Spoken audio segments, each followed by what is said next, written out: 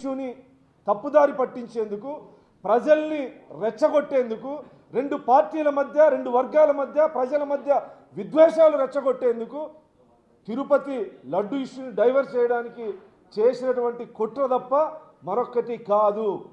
అహంకారాన్ని తగ్గించుకోకపోతే ప్రజలు మీ నరాలు కట్ చేస్తారని ఇప్పటికే నిరూపించారు.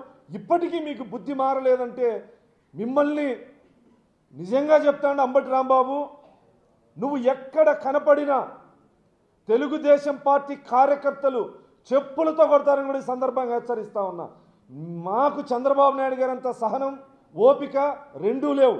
ప్రజాస్వామ్యబద్ధంగా ప్రజాస్వామ్యంలో ఉన్నాం, ప్రజలు ఎన్నుకునేటువంటి పరిపాలనలో ఉన్నాం. వ్యవస్థల్ని గౌరవించాలి, సమాజంలో గౌరవించబడే విధంగా రాజకీయాలు చేయాలి. కానీ ఇంత నీచాతి నీచంగా 45 సంవత్సరాల సుదీర్ఘ రాజకీయ అనుభవం కలిగినటువంటి నాయకుడిని, 4 సార్లు తెలుగు రాష్ట్రాలకు ముఖ్యమంత్రి అయినటువంటి వ్యక్తిని, 4 సార్లు ప్రతిపక్ష నేతగా ప్రజల హక్కుల కోసం పోరాడినటువంటి వ్యక్తిని, భారతదేశంలో ఉన్నటువంటి సీనియర్